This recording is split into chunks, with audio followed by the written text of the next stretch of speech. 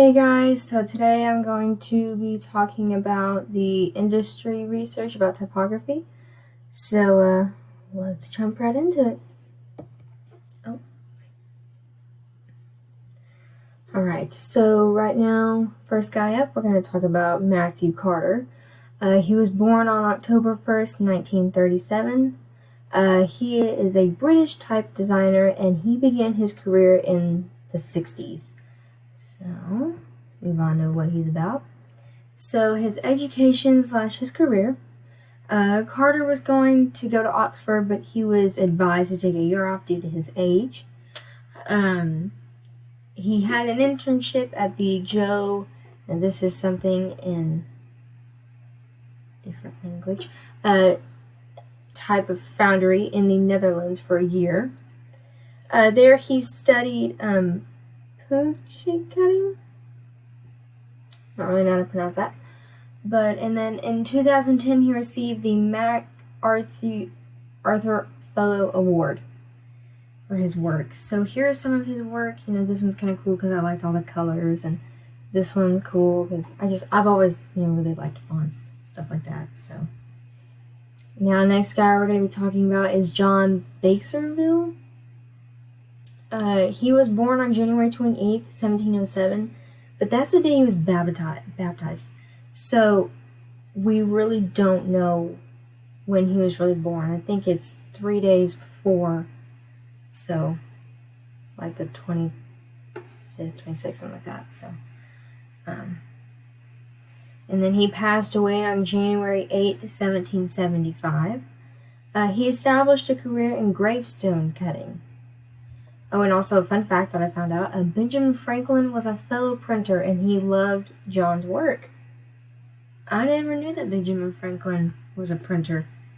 I just never knew that. Here's a little more information about John. He was a member of the Royal Societies of Arts. In 1757, he published a quarto edition of Virgil on wove paper using his own type.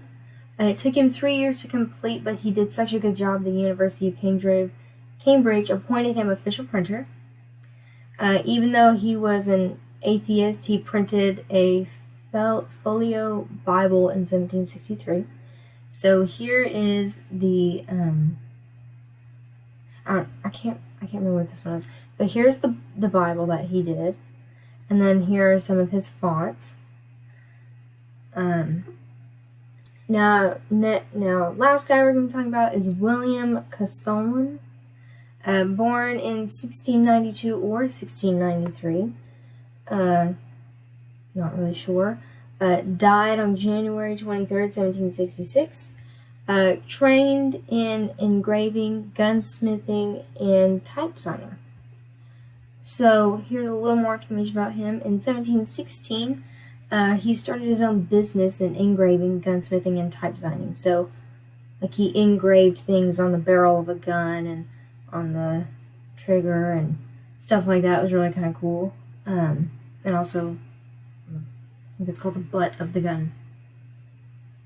I don't know. Carson's typefaces were very popular and used for many important printed works, such as the Declaration of Independence. Didn't know that. Carson's first typefaces were called Xerotics. Don't know if I pronounced that right. But this is the original document of Carson's typeface in the Declaration of Independence. There was a better picture of it, but I wanted the original one because original is always better. And then here are some of his, like right here, I guess it says specimens, so I guess examples of his typeface. So, yeah, I think, that's all. That's all from me, so...